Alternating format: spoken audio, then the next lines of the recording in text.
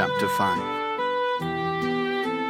Merc entered the Tower of Ur, walking through the tall golden doors he never thought to pass through, the light shining so brightly inside it nearly blinded him.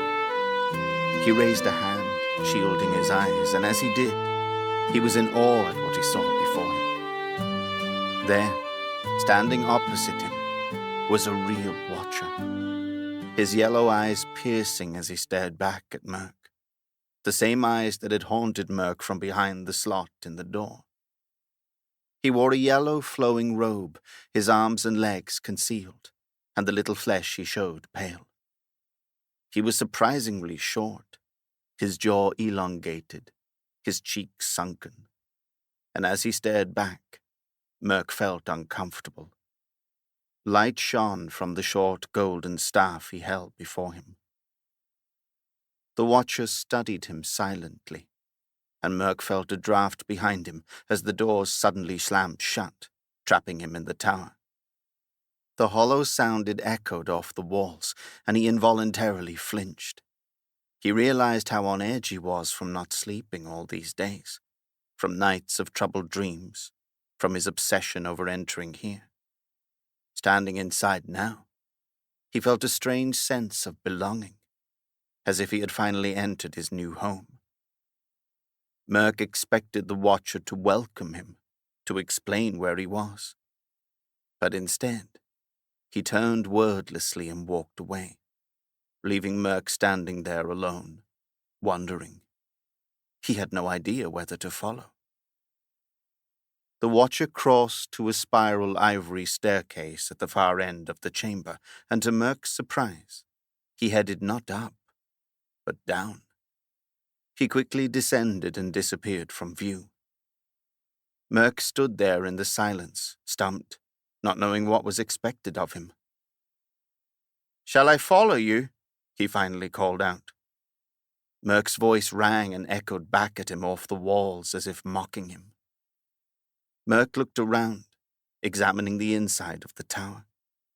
He saw the walls, shining, were made of solid gold, saw a floor made of an ancient black marble, streaked with gold.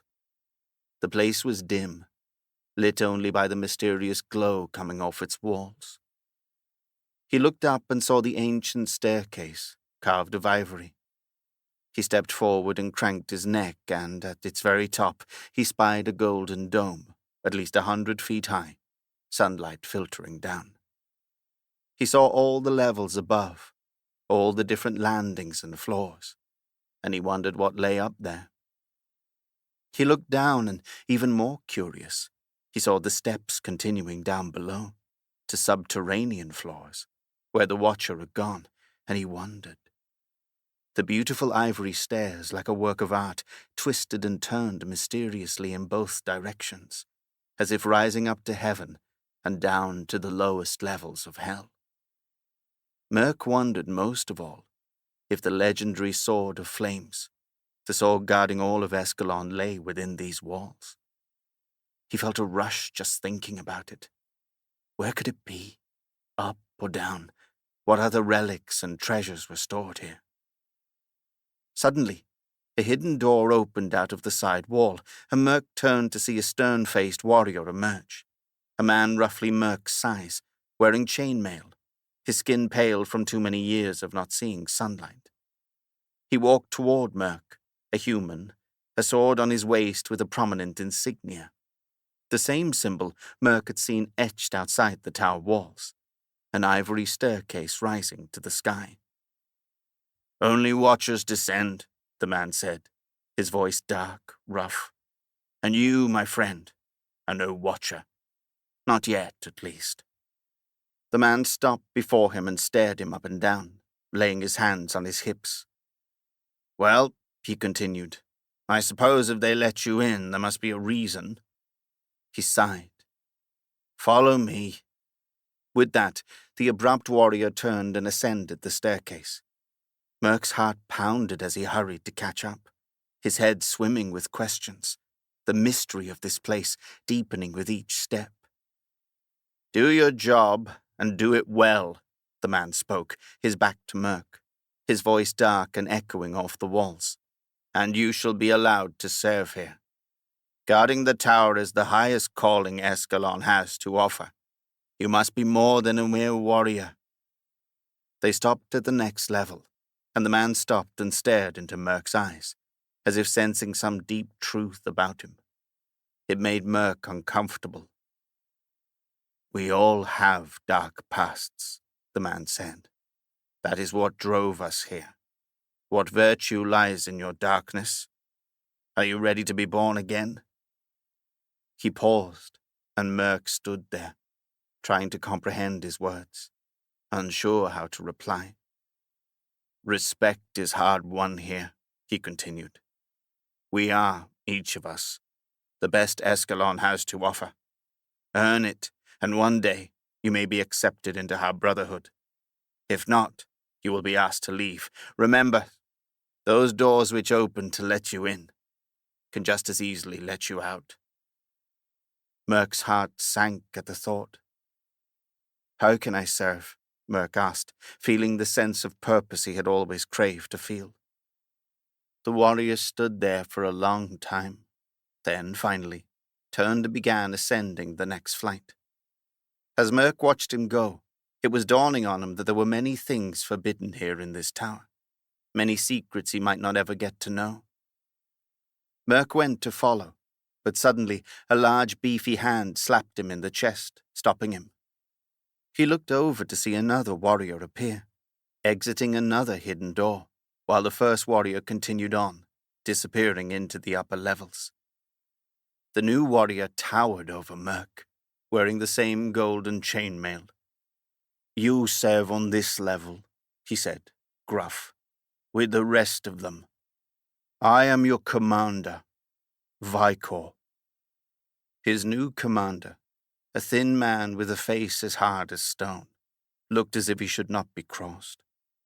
Vicor turned and gestured to an open door in the wall, and Merc entered cautiously, wondering what this place was as he twisted and turned down narrow stone halls.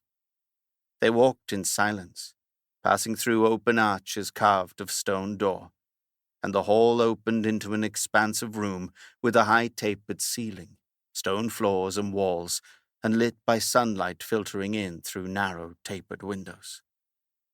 Merc was startled to see dozens of faces staring back at him, faces of warriors, some thin, some muscular, all with hard, unflinching eyes, all alight with a sense of duty, of purpose. They were all spread throughout the room, each stationed before a window, and they all, wearing the golden chainmail, turned and looked out at the stranger entering their room. Merc felt self-conscious as he stared back at the men in the awkward silence. Beside him, Vicor cleared his throat.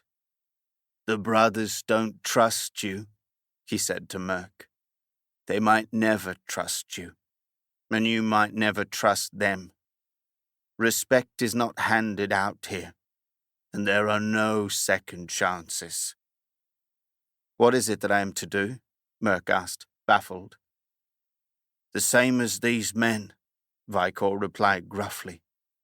"You will watch." Merc scanned the curved stone room, and at the far end, perhaps 50 feet away, he saw an open window at which sat no warrior. Vicor walked slowly toward it, and Merc followed, passing the warriors, all watching as he went, then turning back to their windows.